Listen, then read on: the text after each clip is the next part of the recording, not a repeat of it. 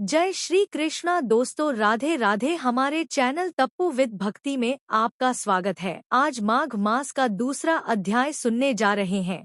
तो दोस्तों, माघ मास की कथा मात्र रोज सुनने भर से ही जीवन के सारे पाप मिट जाते हैं।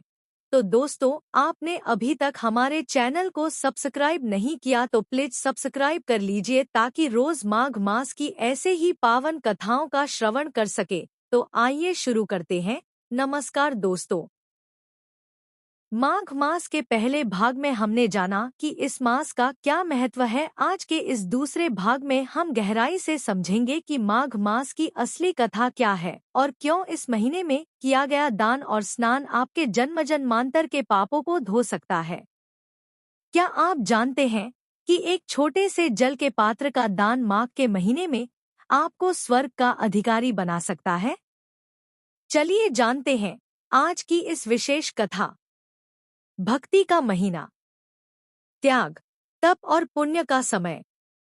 कहते हैं जो मनुष्य माघ मास में ठंड, कष्ट और अभाव के बावजूद भगवान का स्मरण करता है, उसका जीवन स्वयं भगवान संवार लेते हैं। एक छोटे से गांव में धर्मदत्त नाम का एक निर्धन ब्राह्मण रहता था। न धन था, न वैभव, पर उसके हृदय में भगवान विष्णु और मां गंगा के लिए असीम श्रद्धा थी। जब माघ मास आया तो कड़ाके की ठंड ने पूरे गांव को जकड़ लिया। लोग बोले, इतनी ठंड में गंगा स्नान, यह तो मूर्खता है। पर धर्मदत्त मुस्कुराकर बोला, यह शरीर नश्वर है, पर माघ स्नान आत्मा को शुद्ध करता है। हर दिन ब्रह्म मुहूर्त में उठकर कांपते शरीर से वह गंगा में उतरता, हाथ जोड़कर प्रार्थना करता, हे मां गंगे, मेरे पाप हर लो। उसके पास दान के लिए धन नहीं था, तो उसने सत्य को अपनाया, संयम को थामा और अहंकार का त्याग किया। एक दिन एक भूखा साधु उसके द्वार आया।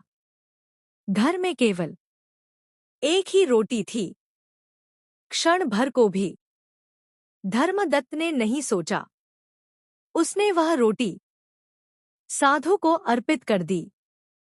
साधु ने आशीर्वाद दिया और तभी अंतर्ध्यान हो गया। आकाशवाणी हुई, धर्मदत्त, तुमने माघ मास में स्नान किया, दान किया और त्याग किया। तुम्हारे समस्त पाप नष्ट हो गए हैं। तुम्हारे कुल का उद्धार होगा।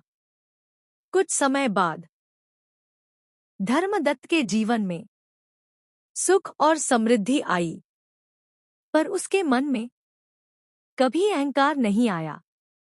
वह सदा कहता, यह सब माघ मास की कृपा है।